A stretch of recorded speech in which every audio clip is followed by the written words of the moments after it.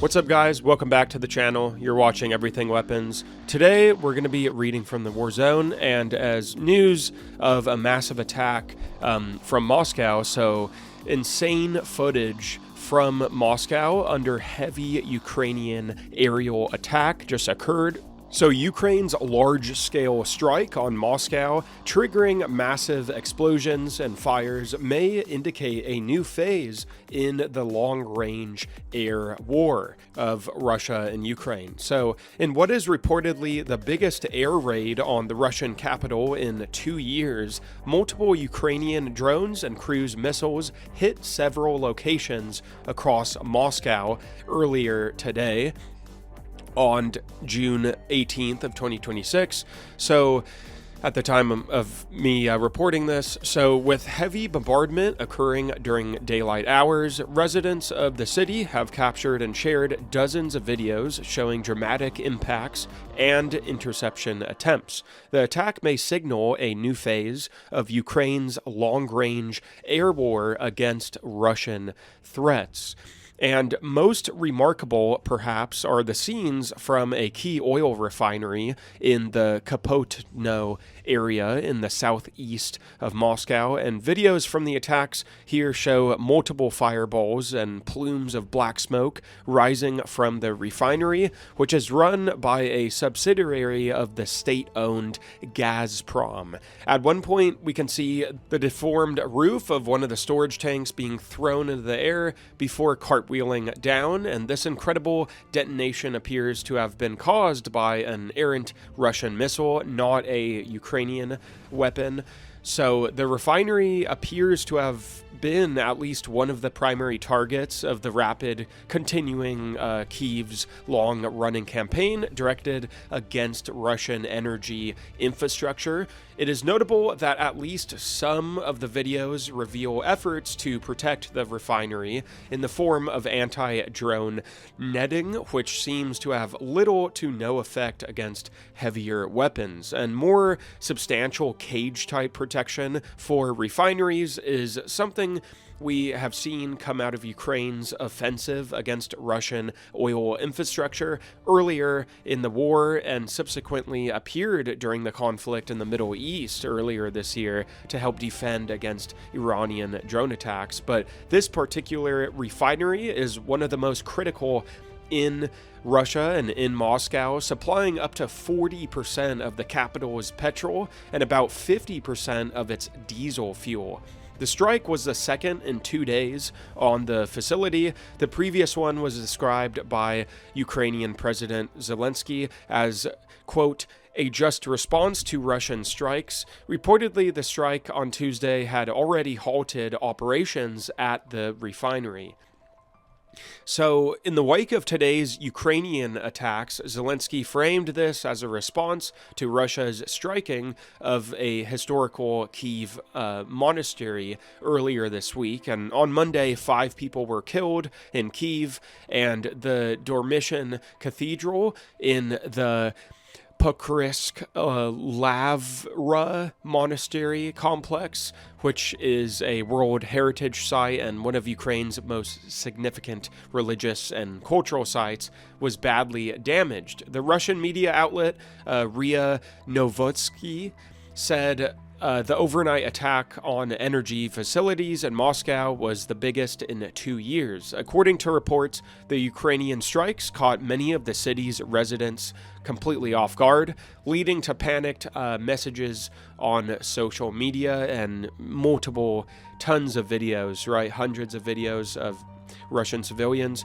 Now, the Russian Ministry of Defense claims that its air defenses intercepted and destroyed 555 Ukrainian drones over multiple regions overnight. A very weird specific number there, I just want to point out, but the number actually shot down could not be independently confirmed. The mayor of Moscow said, quote, air defense forces are continuing to repel a large-scale attack, but admitted that several drones had reached the oil refinery and that the Sadovod shopping center, also in the southeastern part of the city of Moscow, was damaged. And The mayor of Moscow also claimed that about 180 drones heading for the capital had been downed. Elsewhere in the city, air traffic was disrupted at two airports. I'm just going to completely butcher the names, so apologies, but the Sohokovsky and the Sheremetyevo airports, I'm really sorry, I don't know how to say them, seems to have been especially affected, with reports of evacuations and people seeking refuge in the parking area. Meanwhile, traffic was halted on Moscow's Ring Road near the refinery, according to the Interior Ministry. A high-rise building in the district of Zakhokovsky, not far from the refinery, also seems to have been struck. And the governor of Moscow region said that a high-rise residential building, an industrial facility, and a number of private houses have been damaged in the wider area around the capital. And one video shows the attack drone smashing into a construction crane on its way to its target on accident, right? And the governor of the Moscow region also said that 16 people had been injured in the attack. So clearly a significant number of drones and cruise missiles did manage to get through Russia, or otherwise efforts to intercept them caused damage through falling debris, as seen in multiple videos, right? And videos also show propeller-driven and jet-propelled long-range one-way attack drones in the skies over the Russian capital. So among them appear to be examples of the Bars, part of the growing family of so-called drone missiles, which combine the features of cruise missiles and unmanned aerial vehicles. Previously, these had been considered as medium-range strike systems with a maximum range of about 500 miles. Their presence over Russia and Moscow would indicate that their range is greater, and even more, perhaps evidence that they have been further adapted or reworked and possibly upgraded by the Ukrainian forces.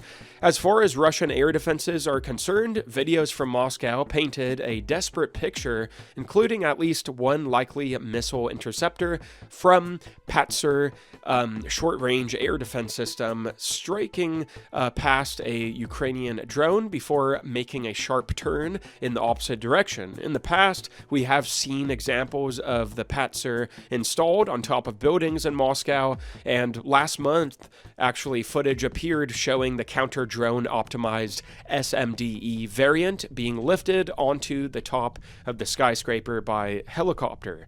Additional footage shows soldiers or security forces using rifle caliber weapons and man-portable air defenses or man-pads, rocket launchers, in an effort to bring down drones at very close range. So very intense videos. And one video actually apparently even shows an individual taking aim at a Ukrainian drone using just a 9mm Makarov pistol, which, I mean, it looks like a civilian, which is crazy. For Russian President Putin, the very public nature of the attacks on Moscow is especially embarrassing. The Russian leader had previously warned of impending systemic strikes on Ukraine, but Kyiv's continued ability to hit back at scale and to target the Russian capital in particular is now combined with the biting effects of fuel shortages across the country. And in an unusual move, Russia, which is the world's third biggest oil producer, is to import fuel by sea this month as it confronts shortages caused by relentless Ukrainian drone strikes on its refineries. So, yeah, it's heating up between Ukraine and Russia, and who's to say we're going to see more Ukrainian drone strikes against Russia. And just before the latest Ukrainian air attack, Zelensky said that he had held an important coordination call with Donald Trump and French President Macron that may bring about significant change. And Zelensky recently said that he had won key pledges of further support from world leaders was attending the G7 summit recently that went down in France.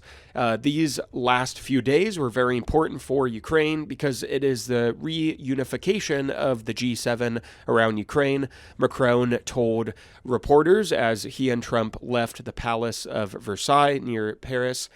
But in the meantime, with little progress being made by either side on the battlefield, the conflict has increasingly settled into tit-for-tat air assaults on key infrastructure and cities. Kyiv this week was hit by a major barrage of ballistic missiles and drones, and these, together with the heavy attacks on the Russian capital, Moscow, in the last couple of days of June 2026, signal a further escalation of the air war between Moscow and Kyiv. Beyond that, this latest barrage on Moscow signals what could be a new, far more aggressive phase of Ukrainian long-range strike operations targeting the economic heart of Russia and its seat of power. Once again, all credit to the war zone, and the videos were just insane. I didn't want to include any because I don't want my video taken down, but you guys can easily watch them. They're all over Twitter, all over X, and other social medias. Lots of videos of civilians filming from their phones down below, and even from the point of view and perspective of the buildings.